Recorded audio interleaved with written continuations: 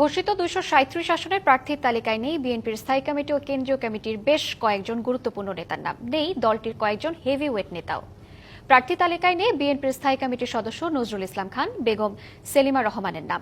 প্রার্থী তালিকায় নেই সিনিয়র যুগ্ম মহাসচিব রুহুল কবির রিজভী, যুগ্ম মহাসচিব হাবিবুল নবী সোহেল, সদ্য মনোনীত যুগ্ম মহাসচিব হুমায়ুন কবিরের নামও।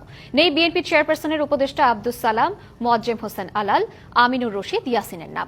দলটির ভাইস চেয়ারম্যান আসাদুজ্জামান রিপন ও শামসুজ্জামান দুদুও নেই প্রার্থী তালিকায়। নেই রুমিন ফারহানার নামও।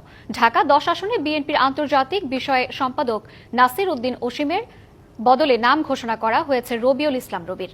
মাগুরার একটি আসন থেকে দলীয় মনোনয়নের জন্য ঢাকা মহানগর দক্ষিণ যুবদলের সদস্য সচিব রবিউল ইসলাম নয়নের কথা শোনা গেলেও বাদ পড়েছেন এই তালিকা থেকে।